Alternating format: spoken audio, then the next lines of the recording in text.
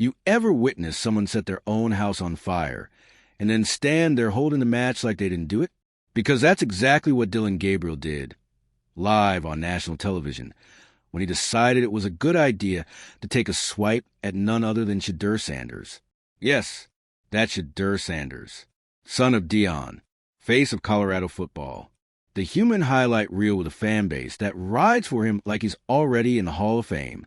Not just a quarterback, he's a walking brand, a camera magnet, a social media machine. And most importantly, he doesn't have to say a word to win a conversation. But Dillon? Oh, he said plenty. And now, he's learning the hard way that not all rivalries are created equal. If you're into the real story and all the messy twists they don't show on highlight reels, go ahead and subscribe. And if you're sticking around to see how this Browns QB chaos plays out, you should definitely be subscribed. The comment came out of nowhere. 1 second, Gabriel's smiling through an interview, talking big energy about the upcoming season. The next, he's casually tossing Shedeur's name into the mix, implying pretty boldly that Sanders is overrated, overhyped, and not someone he's too worried about. Let that sink in. A quarterback with a solid but not exactly explosive record, openly coming for the son of prime time on live television. And maybe, if it had been a clever, well-played jab, he could have gotten away with it. But instead, it came off smug. Petty, like a guy trying way too hard to start beef with someone who didn't even RSVP to the barbecue. Within minutes, literally minutes, the internet exploded. Twitter turned into a war zone. TikTok went full gladiator mode. Memes of Gabriel getting clowned started circulating at record speed. One meme had Gabriel photoshopped into a folding chair with the caption, "The seat's taken, respectfully, Shedeur." Another? A fake obituary for Dillon Gabriel's PR team, who absolutely did not sign up for this brand of chaos. But here's the thing, Shedeur said absolutely nothing. No tweet, no clapback, no podcast rant, just vibes. And that silence, that was lethal, because it didn't look like he didn't care. It looked like he didn't even know Gabriel existed, which, let's be honest, is worse. While Gabriel's camp scrambled to clarify the comment, saying it was meant to fuel competition, that he respected Shedeur, and meant no harm, the damage was already baked in. No one was buying it, not after the smirk, not after the very obvious tone, and especially not after the avalanche of posts framing Gabriel as the new poster child for self-inflicted career wounds. It wasn't just fans getting in on it, either. Former players, analysts, even anonymous locker room sources started chiming in. You don't pick a fight with someone holding all the microphones. One tweet read, "Bro just made himself a villain in a documentary. Shedeur hasn't even signed yet." And it's true. In the age of nil deals and Instagram followers being as valuable as stats, Gabriel underestimated exactly what Shedeur represents.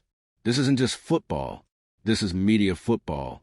It's ESPN meets TikTok with a splash of HBO. And Shedeur is playing 4D chess while Gabriel is still setting up the board. But let's get into the real kicker, the suspension rumors. According to insiders close to the program, officials weren't just annoyed by the comment, they were furious. Not because he disrespected a fellow player, but because he turned the spotlight in the worst possible direction. At a time when teams are under constant scrutiny for how their athletes behave off the field, throwing verbal gasoline on a public rivalry didn't just make the team look unprofessional. It made the leadership look weak. Some are calling it a disciplinary review. Others say he's being sat down to reflect. Translation? He might not play the season opener. And even if he does, the stain of this moment isn't going anywhere. And now, like clockwork, the narrative has shifted. It's no longer Dillon Gabriel, promising quarterback with veteran experience. It's Dillon Gabriel, guy who tried to come for Shedeur Sanders and got left on read by the entire internet. Meanwhile, Shedeur just posted a casual training video, captioned, "Focus." That's it. No words. No mention of Gabriel. Just a 45-second clip of him tossing a perfect spiral, slow-mo, sun hitting just right. And honestly, that was more savage than any trash talk. Because when your presence alone shuts down your critics, why say anything at all? Gabriel tried to start a rivalry and accidentally launched a masterclass in what not to do in the modern college football era. The worst part? He did all the heavy lifting for Shedeur's brand, boosted his image, reinforced the fan loyalty, fueled the hype train, all without Shedeur having to lift a finger. And if this moment becomes part of college football lore, which it absolutely will, it won't be for the touchdown stats or the playoff push. It'll be as a warning, a parable, the sports media version of play stupid games, win stupid prizes. Because in 2025, the game isn't just played on the field. It's played in microphones, on live streams, in comment sections. And one badly timed sentence can haunt your entire season. Let's be real. This isn't the first time we've seen an athlete underestimate the social media machine. But it's rare we get a drama this clean-cut. One loud mistake, one silent winner, and a meme storm that basically turned into a full-on funeral procession for Gabriel's PR reputation. So what now? Gabriel will probably issue another apology. He might go quiet for a while, maybe delete a few tweets. Maybe he comes back and has a killer season, because talent-wise, the guy's not without skills. But even if he throws 30 touchdowns, this moment is going to follow him, because no matter how good your arm is, if you can't read the room or the algorithm, you're toast. Meanwhile, Shedeur will keep doing what he's always done, win games where watches say absolutely nothing unless it counts. In the battle of sound versus silence, Dillon Gabriel screamed himself into a corner, and Shedeur Sanders just walked out the front door without even looking back. Let that be the lesson of this week's college football circus. Say less, play more, and if you must poke the bear, maybe don't do it while the cameras are rolling. This week's honorary, you played yourself, award goes to Dillon Gabriel. May your next hot take come with a warning label and a crisis management team on speed dial.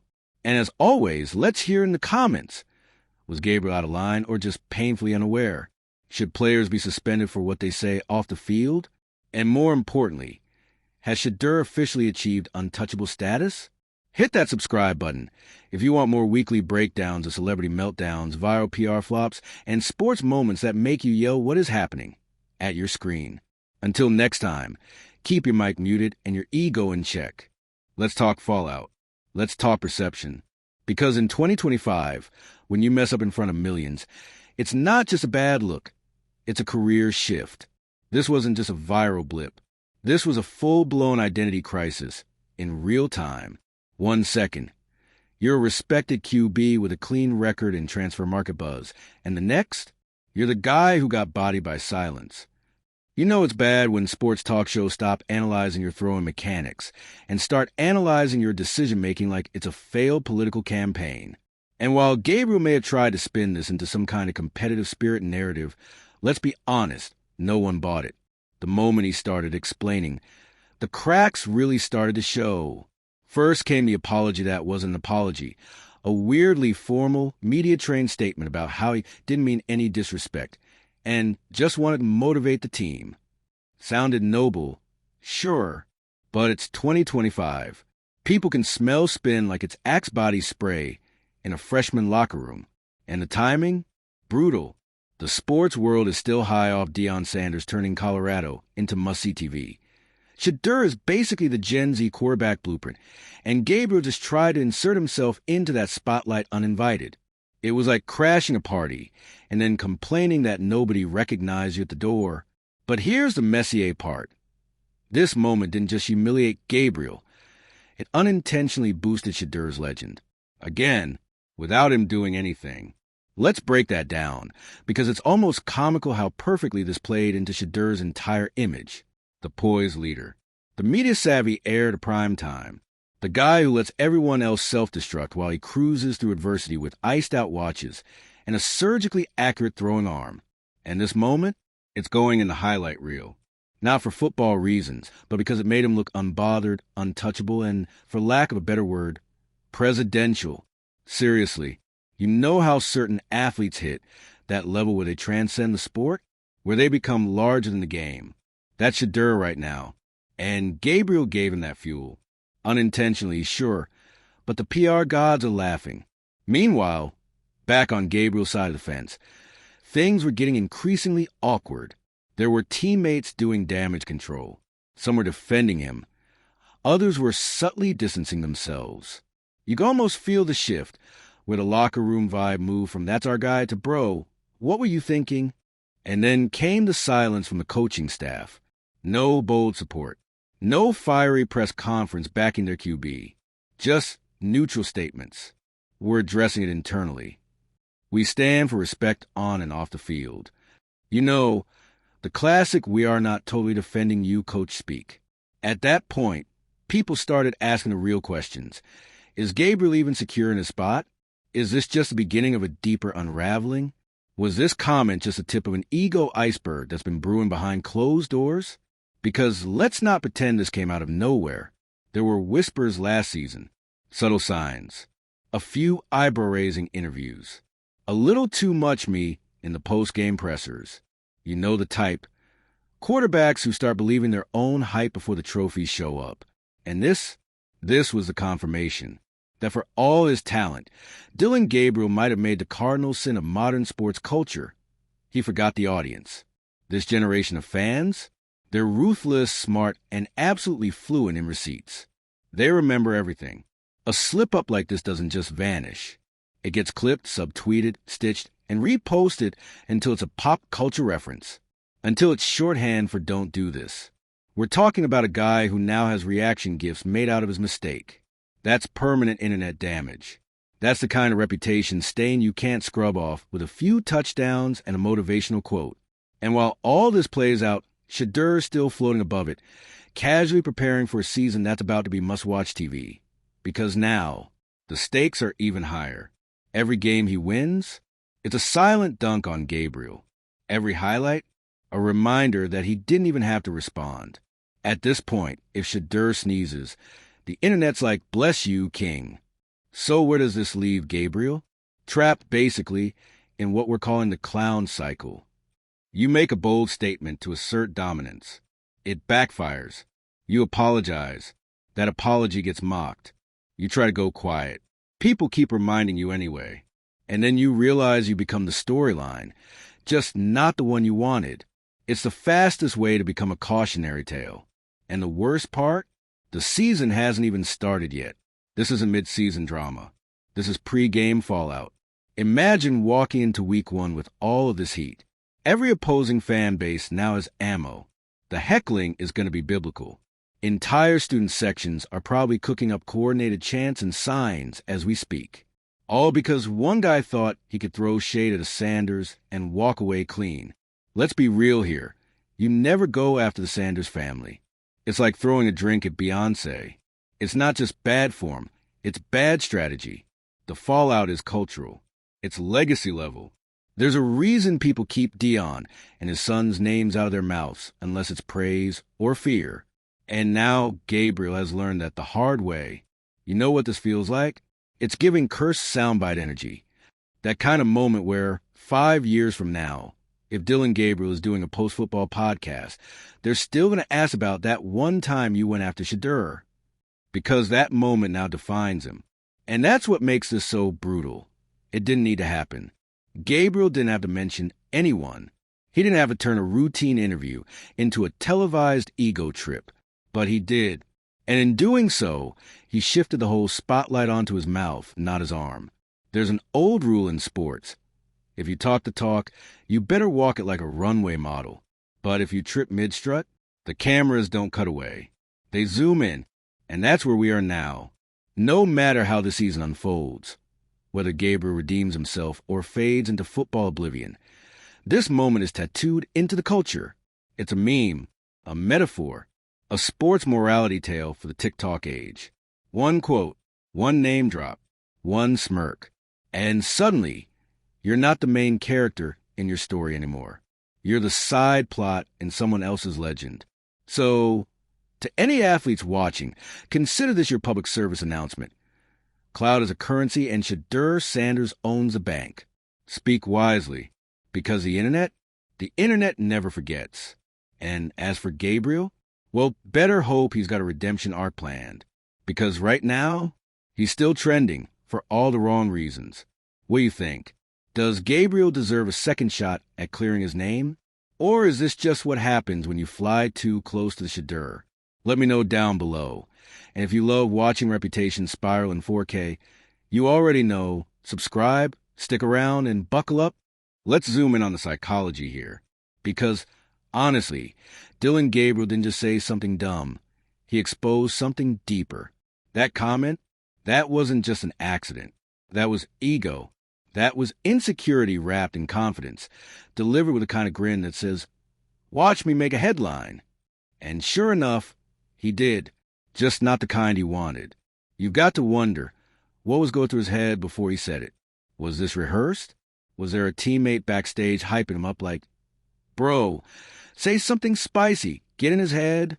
Because it felt calculated, like he thought he was making a strategic power move. But here's the twist. In 2025, the power move is silence. The power move is subtlety. The power move is being so unbothered that even your haters promote you for free, which is exactly what happened to Shedeur Sanders. Again, Gabriel gave him free airtime, free headlines, free momentum. This moment didn't just not hurt Shedeur, it actively helped. He gained followers. His jersey sales ticked up. People who barely follow college football suddenly knew who he was, and that he was classy enough not to engage in the nonsense. Meanwhile, Gabriel, the algorithms turned him into a spectacle. And let's not pretend the media didn't feast on this. Sports radio went nuts. Debate shows were practically licking their lips. The question wasn't even, was Gabriel out of line? It was, how bad did he just hurt his draft stock? Because, yeah, this could hurt his draft stock. NFL scouts aren't just looking for stats anymore. They're looking for composure, brandability, how you handle pressure. And if you're already throwing verbal grenades before the season even kicks off, that's a red flag. Not to mention, if you can't even win the PR game against a college player who literally didn't respond, how are you going to handle pro-level scrutiny? Let's be real. This moment could end up being one of those defining character concern blips that follows Gabriel into every draft room meeting. There'll be questions. How did you handle the Sanders fallout? What did you learn? And unless he's got the world's most polished answer, it's going to be awkward because the clip lives forever. That tone, that face, that delivery, it's burned into the minds of every recruiter who now has to wonder, is this guy coachable? Or is he going to be a headline risk? Even worse, what if Gabriel's own team starts questioning him? We've already heard the whispers about leadership presence. And when your comment becomes bigger than your game, that's when trust starts to crack. Coaches want their quarterback to be the face of discipline, of unity, not the guy trending for taunting a peer who didn't even engage. And now there's this unspoken tension. Like, is the team supposed to rally behind him? Or are they side-eyeing every press conference like, please don't make it worse? Let's not forget, players talk. Other locker rooms are watching. Opposing teams, they've already circled the game date against Gabriel. You better believe Shedeur's team has, too. Even if Shedeur himself doesn't say a word, his teammates will be gunning for that win. And they're going to make it personal. And now every little mistake Gabriel makes this season, it's going to be magnified through this lens. An interception won't just be a turnover. It'll be a meme callback, a press conference stumble, reframed as he's still rattled. Even if he performs well, the shadow of that comment is going to be in the room.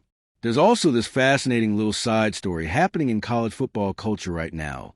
The whole tension between old school ballers and new media athletes. You know what I mean. The traditionalists who believe in grit, grind, and staying out of the spotlight versus the new wave players like Shedeur who juggle sports and personal brands like seasoned influencers. And Gabriel, he tried to take a jab at that new school, tried to diminish it. But here's the catch. He did it while playing into the exact media circus he was trying to mock. It's a classic miscalculation. The moment you try to expose a hype, you accidentally contribute to it. Shedeur got more brand value out of that clip than any sponsorship campaign. He didn't just walk away unscathed. He walked away with momentum. Gabriel, he left with a lesson, a painfully public one. Also, let's just say it, there's a bit of envy at play here, isn't there? Shedeur's got the spotlight, The viral clips, the custom watches, the endorsements, the clout, the pedigree. It's a lot. And if you're another high-level quarterback who doesn't get that same glow, it has to sting a little. So you start thinking, I can take him down a notch, level the field. But instead, you just highlight how much higher up the ladder he already is. Because here's the truth. People protect Shedeur. Not just fans. Not just the media. Culture protects him. He represents something bigger. His name is wrapped up in legacy, yes, but also in a new vision of what it means to be a modern athlete. And when someone like Gabriel tries to go at that, even subtly, the response is swift and unforgiving. You're not just insulting a guy. You're taking a swing at the moment, at the movement.